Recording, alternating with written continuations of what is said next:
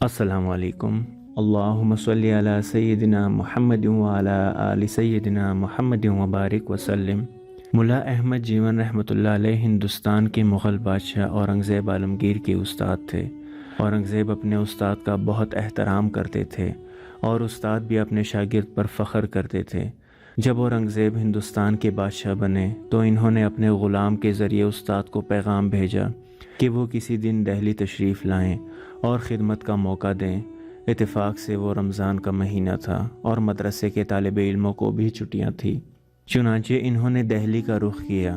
استاد اور شاگرد کی ملاقات عصر کی نماز کے بعد دہلی کی جامع مسجد میں ہوئی۔ استاد کو اپنے ساتھ لے کر اورنگزیب شاہی قلعے کی طرف چل پڑے۔ رمضان کا سارا مہینہ اورنگزیب اور استاد نے اکٹھے گزارا۔ عید کی نماز اکٹھے ادا کرنے کے بعد ملا جیون نے واپسی کا ارادہ ظاہر کیا۔ بادشاہ نے جیب سے ایک چونی نکال کر اپنے استاد کو پیش کی۔ استاد نے بڑی خوشی سے نذرانہ قبول کیا اور گھر کی طرف چل پڑے۔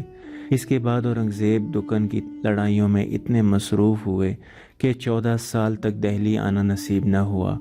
جب وہ واپس آئے تو وزیر اعظم نے بتایا ملا احمد جیون ایک بہت بڑے زمیندار بن چکے ہیں، اگر اجازت ہو تو ان سے لگان وصول کیا جائے۔ یہ سن کر اورنگزیب حیران رہ گئے کہ ایک غریب استاد کس طرح زمیندار بن سکتا ہے۔ انہوں نے استاد کو ایک خط لکھا اور ملنے کی خواہش ظاہر کی۔ ملا احمد جیون پہلے کی طرح رمضان کے مہینے میں تشریف لائے۔ اورنگزیب نے بڑی عزت کے ساتھ انہیں اپنے پاس ٹھہرایا۔ ملا احمد کا لباس، بات چیت اور طور طریقے پہلے کی طرح سادہ تھے، اس لیے بادشاہ کو ان سے بڑا زمیندار بننے کے بارے میں پوچھنا کا حوصلہ نہ ہو سکا۔ ایک دن ملا صاحب خود کہنے لگے کہ آپ نے جو چونی دی تھی وہ بڑی بابرکت تھی۔ میں نے اس سے بنولا خرید کر کپاس کاشت کی۔ اللہ نے اس میں اتنی برکت دی کہ چند سالوں میں سینکڑوں سے لاکھوں ہو گئے۔ اورنگزیب یہ سن کر خوش ہوئے اور مسکرانے لگے اور فرمایا اگر اجازت ہو تو چونی کی حقیقت سناؤں؟ ملا صاحب نے کہا ضرور سنائیں۔ اورنگزیب نے اپنے خادم کو حکم دیا کہ چاندنی چوک کے سیٹھ اتم چند کو فلاں تاریخ کے کھاتے کے ساتھ پیش کرو۔ سیٹھ اتم چند ایک معمولی بنیا تھا۔ اسے اورنگزیب کے سامنے پیش کیا گیا تو وہ ڈر کے مارے کانپ رہا تھا۔ اورنگزیب نے نرمی سے کہا آگے آ جاؤ اور بغیر کسی گھبراہٹ کے کھاتا کھول کر خرچ کی تفصیل بیان کرو۔ سیٹھ اتم چند نے اپنا کھاتا کھولا اور تاریخ اور خرچ کی تفصیل سنانے لگا۔ ملا احمد جیون اور اورنگزیب خاموشی سے سنتے رہے۔ ایک جگہ آ کے سیٹھ رک گیا۔ یہاں خرچ کے طور پر ایک چونی درج تھی، لیکن اس کے سامنے لینے والے کا نام نہیں تھا۔ اورنگزیب نے نرمی سے پوچھا ہاں بتاؤ یہ چونی کہاں گئی؟ اتم چند نے کھاتا بند کیا اور کہنے لگا اگر اجازت ہو تو درد بھری کہانی عرض کروں؟ بادشاہ نے کہا اجازت ہے۔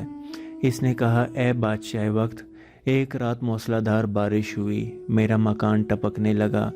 مکان نیا نیا بنا تھا اور تمام کھاتے کی تفصیل بھی اسی مکان میں تھی۔ میں نے بڑی کوشش کی لیکن چھت ٹپکتا رہا۔ میں نے باہر جھانکا تو ایک آدمی لالٹین کے نیچے کھڑا نظر آیا۔ میں نے مزدور خیال کرتے ہوئے پوچھا اے بھائی مزدوری کرو گے؟ وہ بولا کیوں نہیں۔ وہ آدمی کام پر لگ گیا۔ اس نے تقریباً 3-4 گھنٹے کام کیا۔ جب مکان ٹپکنا بند ہو گیا تو اس نے اندر آ کر تمام سامان درست کیا۔ اتنے میں صبح کی اذان شروع ہو گئی۔ وہ کہنے لگا سیٹھ صاحب آپ کا کام مکمل ہو گیا، مجھے اجازت دیجیے۔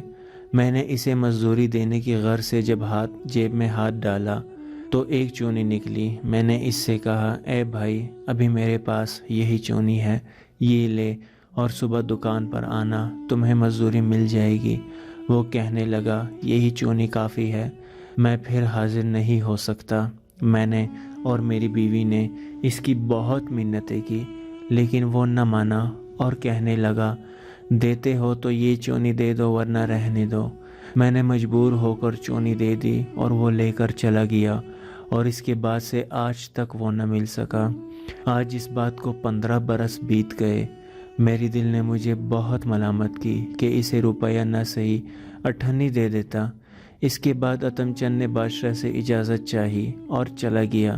بادشاہ نے ملا صاحب سے کہا یہ وہی چونی ہے، کیونکہ میں اس رات بھیس بدل کر گیا تھا نہ کہ رعایا کا حال معلوم کر سکوں، سو وہاں میں نے مزدور کے طور پر کام کیا۔ ملا صاحب خوش ہو کر کہنے لگے مجھے پہلے ہی معلوم تھا کہ یہ چونی میرے ہونہار شاگرد نے اپنی محنت سے کمائی ہوگی۔ اورنگزیب نے کہا ہاں واقعی، اصل بات یہ ہے کہ میں نے شاہی خزانے سے اپنے لیے کبھی ایک پائی بھی نہیں لی۔ ہفتے میں 2 دن ٹوپیاں بناتا ہوں، 2 دن مزدوری کرتا ہوں۔ میں خوش ہوں کہ میری وجہ سے کسی ضرورت مند کی ضرورت پوری ہوئی۔ یہ سب آپ کی دعاؤں کا نتیجہ ہے۔ درود پاک پڑھیں۔ اللہم صلی علی سیدنا محمد وعلی آل سیدنا محمد وبارک وسلم۔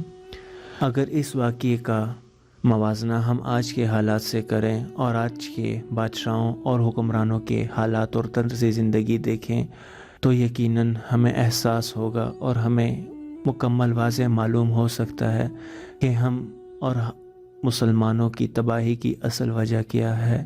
پچھلے زمانے کے تمام بادشاہ اور حکمران اللہ کے خوف سے رزق حلال کھاتے تھے اور اس کے حلال کمایا کرتے تھے، نہ کہ حرام اور باقی دنیا کی عیش و عیاشی۔ اللہ تعالی ہم پر اپنا خصوصی فضل و کرم قائم رکھے اور ہم کو ایک مسلمان حکمران جو کہ رب سے اور رب کے خوف سے ہمیشہ ڈرتا رہے، نہ کہ دنیا کی عیش و عشرت اور لذت میں ہمیشہ گم و غرق رہے۔ اللہ تعالی ہم پر رحم و کرم نازل فرمائے، آمین یا رب العالمین۔